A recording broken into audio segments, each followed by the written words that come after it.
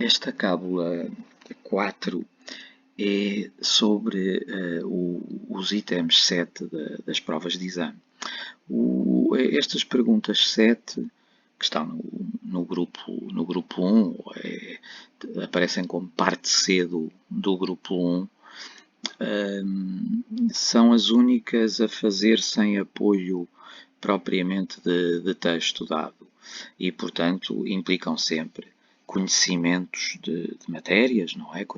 Implicam estudo, implica que a pessoa tenha mesmo seguido o 10º, o 11º ou o 12º ano. Muitas vezes em outras perguntas nós podemos, se compreendermos bem o texto que é dado e depois soubermos escrever, podemos ter uma boa resposta, mesmo sem estar muito dentro da matéria do secundário. Não quer dizer que isso aconteça sempre, atenção. Agora, no item 7 é mesmo preciso lançar matéria, não é? Saber os assuntos mais ou menos de cor e expô-los. Portanto, é uma pergunta que é diferente das restantes e que implica a pessoa, enfim, é onde pode ser mais lucrativo, mais produtivo termos mesmo estudado. Eu, em aula, levei-lhes, entre outros itens deste tipo, levei-lhes este, foi aquele a que respondemos recentemente, que era da prova de há 2 anos. Um item 7 que rezava assim: do diálogo de José Saramago com o passado, emerge, em romances como Memorial de Convento e O Ano da Morte de Ricardo Reis, uma visão crítica sobre o tempo histórico representado e sobre a sociedade desse tempo. Escreva uma breve exposição na qual comprova a afirmação anterior, baseando-se na sua experiência de leitura de um dos romances mencionados. Eles têm de pôr aqui Memorial do Convento ou O Ano da Morte de Ricardo Reis, porque há escolas que podem ter lido o Memorial do Convento, não é? Isto acontece também, como já lhes disse, com a Ilustre Casa e os Maias, o Amor de Perdição, Viagens, o Abóbada, e a Farsa de Inês Pereira ou o Auto da Feira, e portanto, a perguntar-se diretamente sobre estes conteúdos tem de ser dada a alternativa. Atenção que depois o item 7 inclui ainda este articulado, uma introdução ao tema, a exposição deve incluir uma introdução ao tema, deve incluir um desenvolvimento no qual explicite 2 aspectos que são objeto de crítica pelo narrador, fundamentando cada um desses aspectos em pelo menos um exemplo pertinente. Isto é importante, é aquele tipo de instruções que alguns corretores vão controlar, talvez até exageradamente. Depende um pouco também da maneira do classificador, não é? Mas os classificadores mais tacanhos vão estar ali a ver mesmo se estão exatamente os 2 aspectos e se cada um deles tem o seu exemplo. Enfim. Bem, e realmente isso é pedido no enunciado. Uma conclusão adequada ao desenvolvimento do tema. E eu dei-lhes depois a resposta, ou não era uma exata resposta, dei-lhes um esboço de solução tirada, aliás, dos critérios oficiais, dos critérios de exame, para lhes mostrar, lembro-me, que era importante depois respeitar estes 2 aspectos e um exemplo para cada aspecto. Portanto, não é só no grupo 3, na grande redação, que se pede que há este tique de, no caso aí é de 2 argumentos e exemplo para cada argumento. Aqui é 2 aspectos e um exemplo para cada aspecto. E eu na altura mostrei-lhes até a diferença entre aspecto e respectivo exemplo, não é? A opressão vivida durante o Estado Novo seria um aspecto que podíamos arrolar. patente, por exemplo, no controle exercido pela PVDE ou pela Polícia Política sobre a população e na existência de lá todos. Outro aspecto com que podíamos ilustrar a nossa exposição seria a repressão de manifestações de revolta. E depois o exemplo, como a que ocorreu durante a sublevação dos marinheiros. Ou então, a manipulação da informação transmitida pelos meios de comunicação social, e o exemplo seria as notícias da guerra na Europa. Ou sobre as notícias da guerra na Europa, a manipulação exercida nos jornais. A propaganda política, por exemplo, patente no enaltecimento de Salazar, perspectivado como um modelo para os outros países ou como o salvador da pátria. Isto era só para mostrar a importância na parte do desenvolvimento, portanto, no segundo parágrafo, porque estas respostas aos itens 7 terão 3 parágrafos. Dois mais pequenos, não é? O de introdução e o de conclusão, mas o do meio, do desenvolvimento, além de ser maior, tem de ter em conta este pedido mais específico que é feito, não é? Os dois aspectos e os exemplos. Depende um bocado do tópico, mas normalmente há qualquer coisa deste estilo. Eu vou-lhes mostrar agora o que saiu o ano passado, na primeira fase. O que coloca Fernão Lopes fora de toda a comparação na nossa literatura e talvez em todas as literaturas é o modo como ele dá vida às multidões alvoroçadas. Baseando-se na sua experiência de leitura da Crónica de Dom João I de Fernão Lopes, escreva uma breve exposição sobre a emergência de uma consciência coletiva do povo português. A sua exposição deve incluir uma introdução ao tema, um desenvolvimento no qual refira 2 momentos, aqui são 2 momentos, em que as multidões alvoroçadas revelam o desabrochar de uma consciência coletiva. E nós em aula escrevemos uma resposta a isto, creio, foi naquela aula, ou então mostrei-lhes a resposta numa aula em que aproveitámos para fazer uma comparação com o Amor Acontece, com aquele passo do Amor Acontece, em que eles descem até ao restaurante onde o Jamie vai pedir em casamento a Aurélia. E vêm os supostamente portugueses todos a descerem por aquelas vielas é de Marselha, mas nós identificamos aquilo quase com Lisboa. E então, na altura, eu não lhes terei mostrado exatamente esta resposta, mas já agora vemos-la. Fernão Lopes, na Crónica de Dom João I, dá conta da emergência de uma consciência coletiva nacional em que o povo surge como sujeito da história. Isto seria o parágrafo de introdução, que é muito próximo do que está já no próprio enunciado.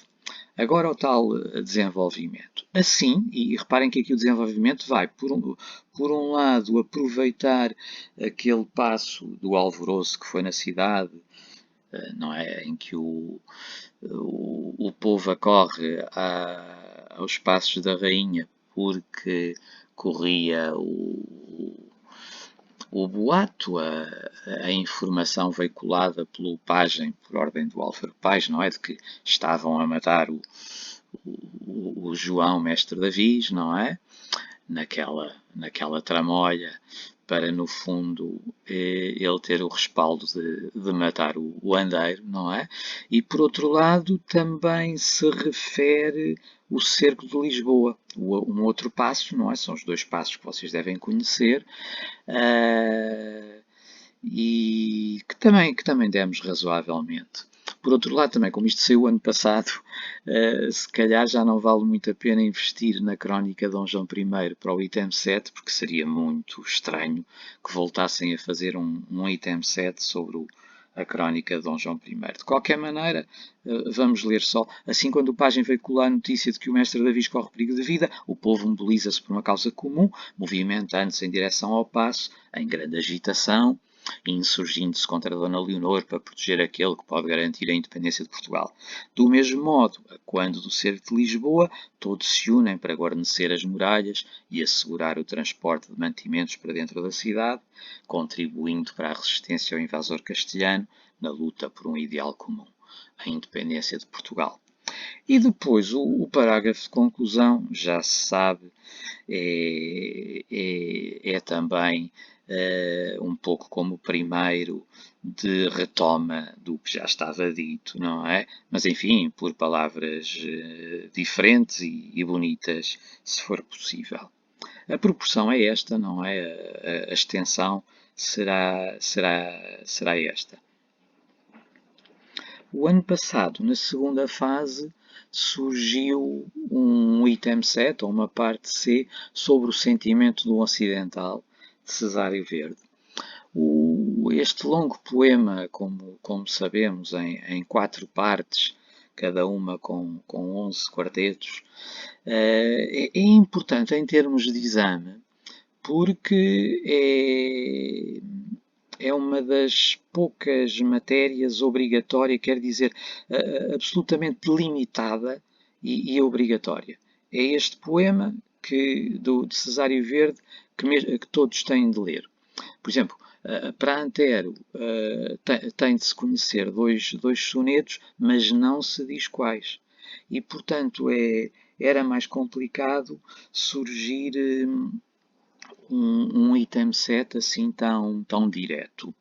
Aqui o item 7 era sobre a dor humana em o sentimento de um ocidental. Isso, aliás, é engraçado porque me dá claramente a ideia de que quem fez estas provas tinha acabado de ler um livro que vocês não conhecem, mas que foi importante neste último ano, 2 anos, que foi o Cânone, uma obra dirigida pelo Miguel Tamer, o António Fajó e o João Figueiredo, que tem uma série de artigos de muitos colaboradores, tentando dar ideia dos autores que consideram mais importantes pela literatura portuguesa fora. E, no caso do texto que é sobre o Cesário Verde, claro que é um dos autores escolhidos, havia esta abordagem da dor humana mesmo no final, portanto eu presumo que quem fez esta pergunta estivesse muito inspirado por esse livro. É uma boa tática, se calhar, eu ainda ir olhar o tal livro, o Cânone, e ver o que é que eles podem aproveitar para o exame deste ano.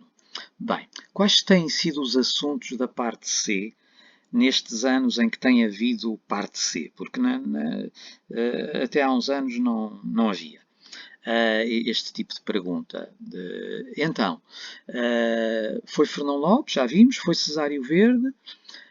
No ano anterior tinha sido aspectos no Sermão de Santo António aos Peixes do Padre Vieira, aspectos de crítica, e tinha sido na segunda fase Camões lírico, a Amada, a representação da Amada na poesia lírica de Camões.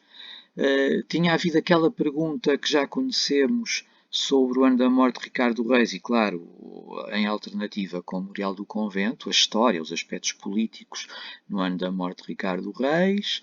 Uma pergunta a que também respondemos há tempos sobre, ou eu mostrei-lhes pelo menos uma boa solução, a Maria em Frei Luís de Sousa, não é? A personagem Maria em Frei Luís de Sousa.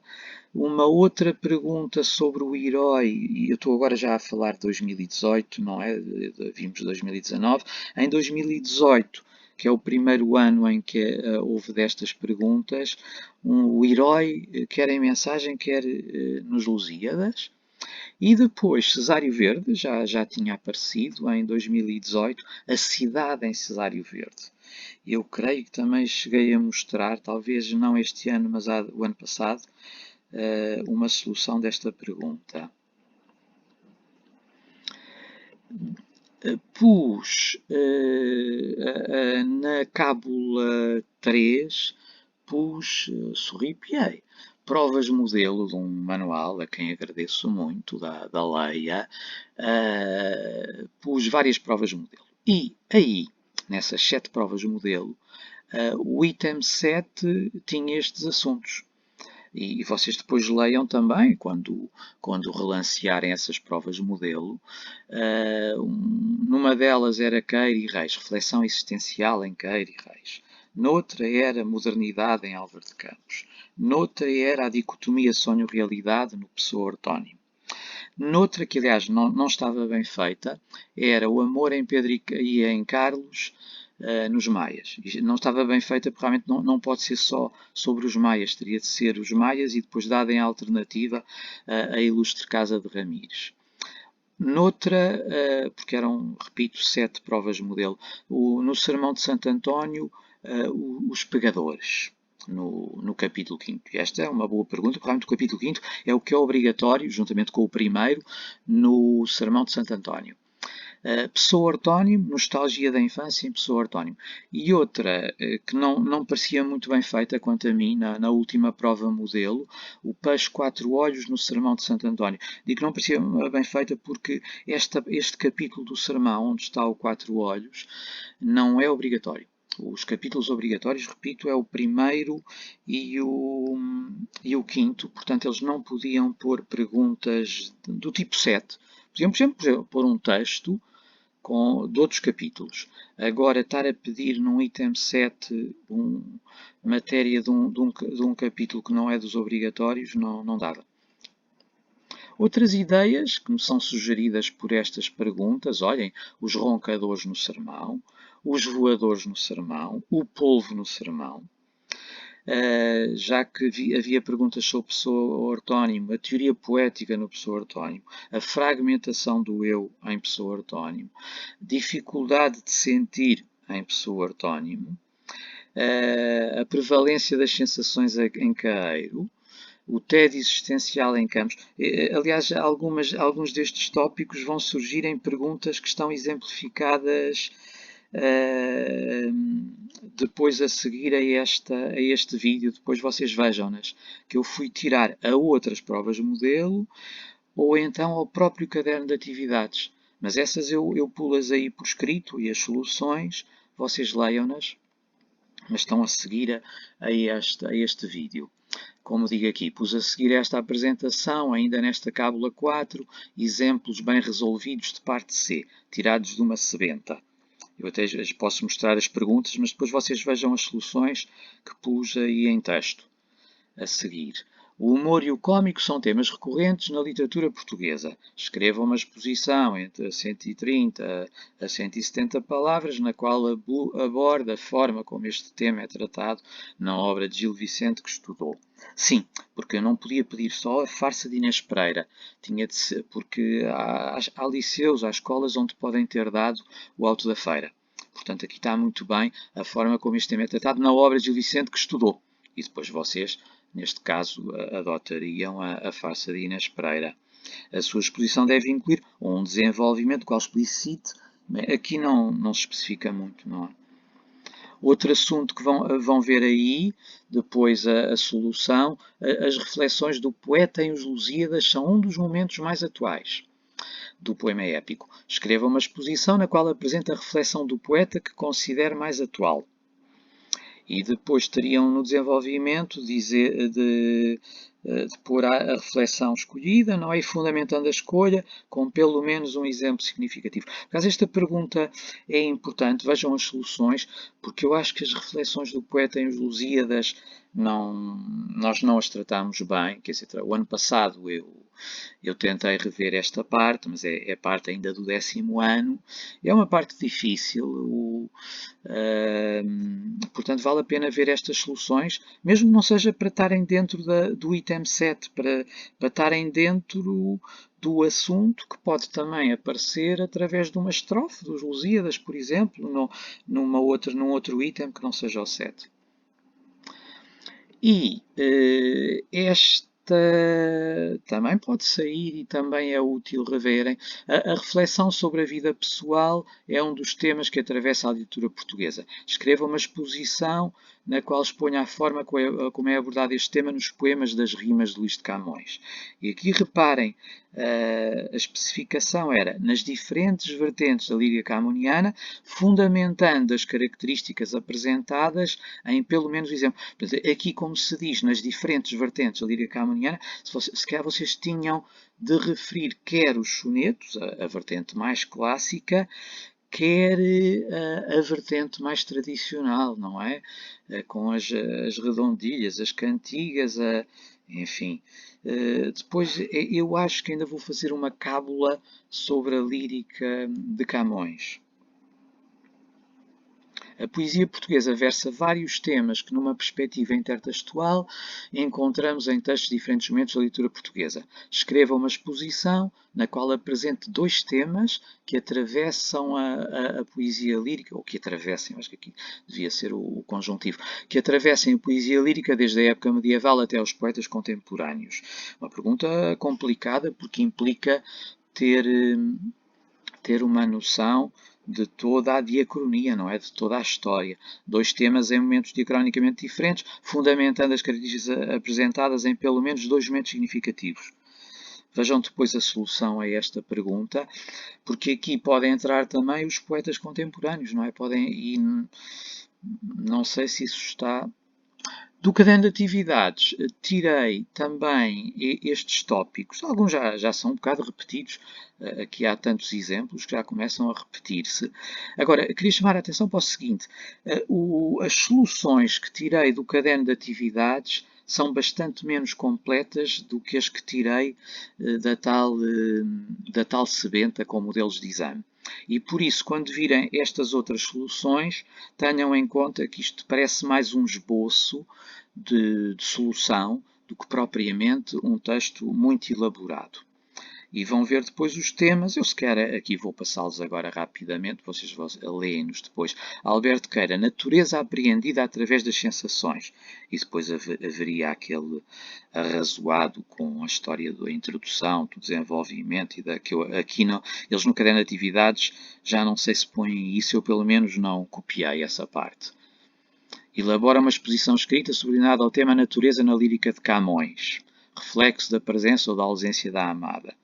Sim, depois vocês vejam os esboços de solução para isto e pensem até no que poderiam acrescentar, como poderiam, por exemplo, compor alguma das conclusões, porque as conclusões lá aparecem só, não estão desenvolvidas. Tentem vocês fazer o parágrafo de conclusão, por exemplo, pegando no que é dito no desenvolvimento. Elabora uma exposição escrita subordinada ao tema a nostalgia da infância, tema comum a pessoa ortónimo e ao heterónimo Álvaro de Campos. Sim, podia ser falta ali o ponto final.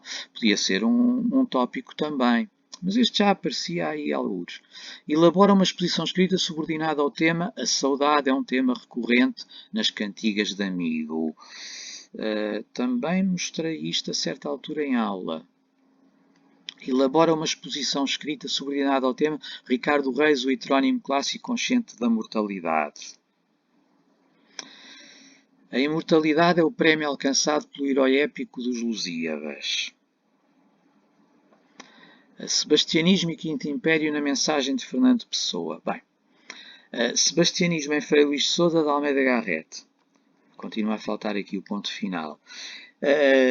Aqui é importante lembrar que vocês têm de saber, pelo menos, têm de saber desenvolver, se lhes for pedido, um dos 3 contos obrigatórios. Porque neste caso são mesmo 3 e é obrigatório ter dado um. E já sabemos quais são, não é? Sempre há uma companhia de Manuel da Fonseca, elabora uma exposição escrita subordinada ao tema o objeto que mudou o universo social das personagens do conto, ou então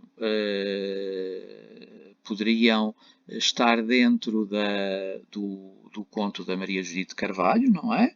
Jorge, ou não sei como é que se diz o título, nunca se chega a perceber muito bem, mas eu estou a dizer à inglesa. E também ainda há o conto do Mário de Carvalho, Famílias Desavindas, não é? Vocês têm de saber um dos 3. E, portanto, releiam um dos contos, se fazem favor.